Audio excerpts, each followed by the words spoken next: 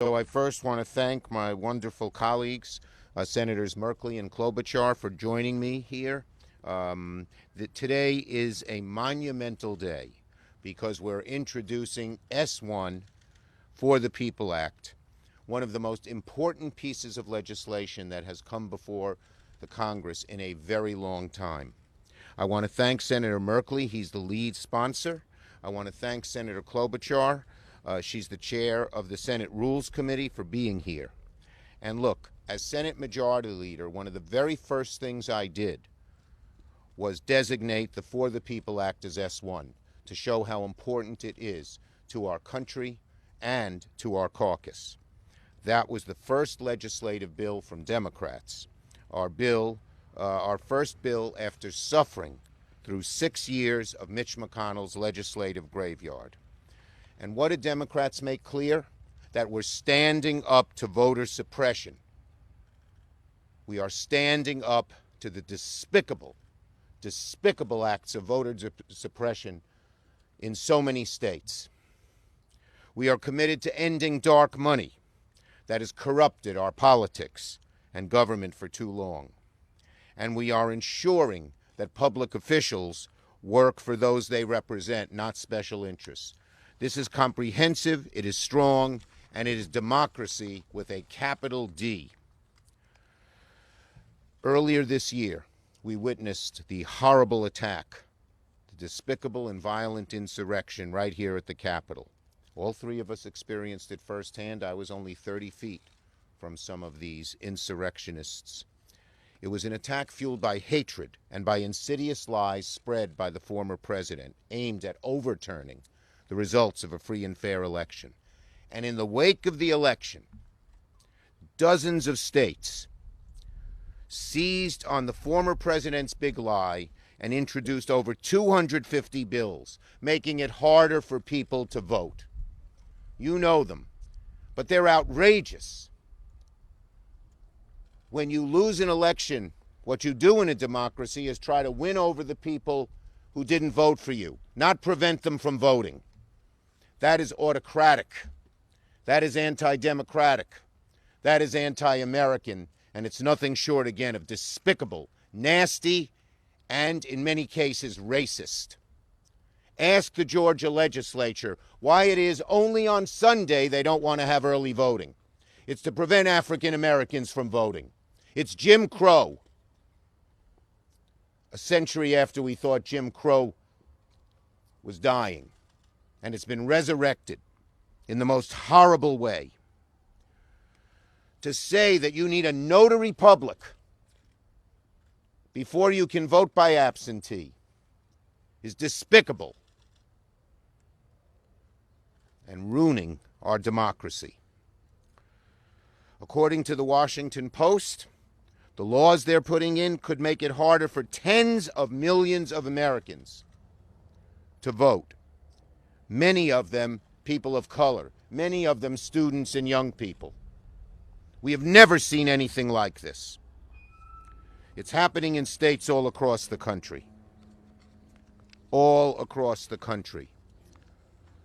And you know what's happening. So this is not democracy. When you disenfranchise people by passing Jim Crow laws, that's not democracy, that's dictatorship.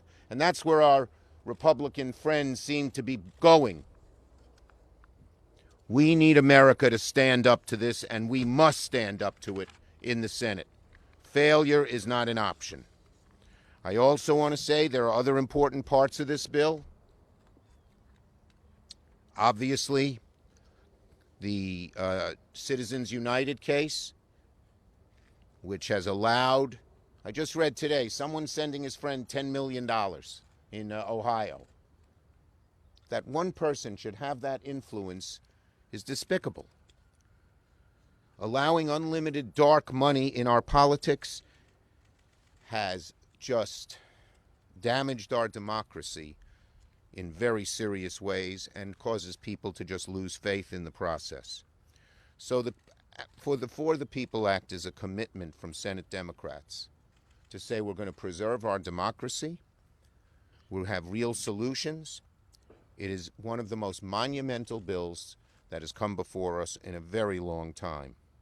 It has the support of the American people, including 57% of the Republicans, according to a recent poll. And we know that history's eyes are upon us. If we allow this retrograde, backward leap, shame on us and woe is our country. Senator, who goes next? Senator Merkley. Thank you so much, Majority Leader Schumer, and thank you for your leadership. Thank you for designating this S1 in the symbolic representation of how important this is to the future of our country. I'm proud to introduce today, in partnership with dozens of my colleagues, S1, the For the People Act. President Lyndon Johnson said, "The vote is the most powerful instrument ever devised by man for breaking down injustice and destroying the terrible walls which imprison men because they are different from other men." Think about that. The ballot box is the pulsating heart of our republic, of our government, of, by, and for the people. As Johnson said, the most powerful instrument ever devised.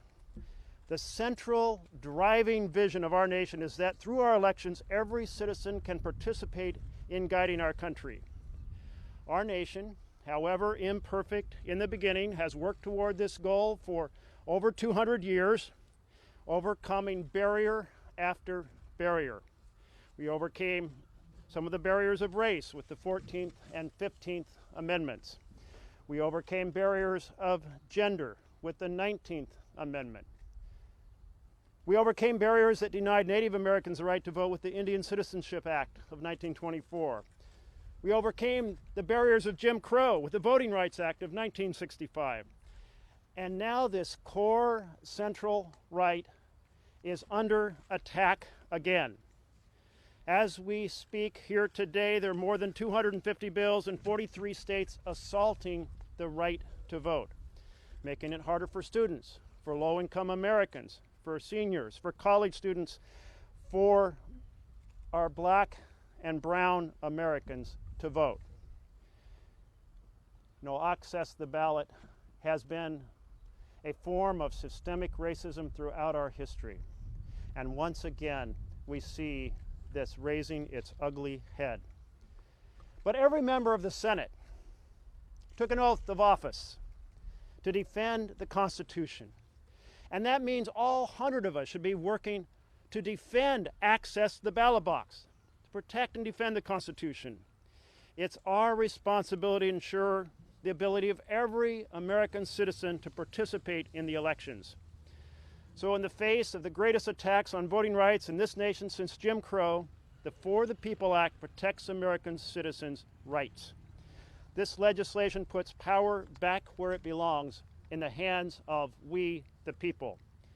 And it tackles two other corrupting forces in our elections.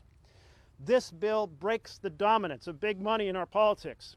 So members of Congress are beholden to voters, not to billionaires and big corporations funding attack ads. Dark money has been like a stadium sound system drowning out the voice of ordinary Americans.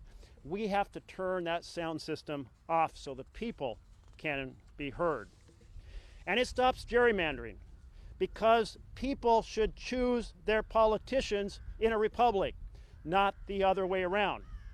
And because gerrymandering violates every American's right to equal representation, undermining the legitimacy of congressional action. For our Constitution, for our nation, for our we the people vision of government, we have to get this done. And it would not be possible to do it without the extraordinary work of the chair of the Senate Rules Committee, Amy Klobuchar, and her very capable team. So it's my pleasure to introduce a superb, essential partner in this effort, Chairwoman of the Rules Committee, Senior Senator from the great state of Minnesota, Amy Klobuchar. Thank you. Thank you so much, Jeff. And thank you for your incredible leadership, Senator Schumer. I think the SF1 says it all, that this is the first bill of the United States Senate. And thank you for acknowledging my state, which in fact nearly every year has the highest voter turnout in the country, with so many of the people in our state deciding to vote. And when they vote, whether they vote for you or not, they are part of democracy, and that is really what our goal is here. The heart and soul of this bill is making it so people can vote. And if you don't think that's an issue this year, then you slept through all of last year. Because last year what we saw were people trying to make it harder for people to vote.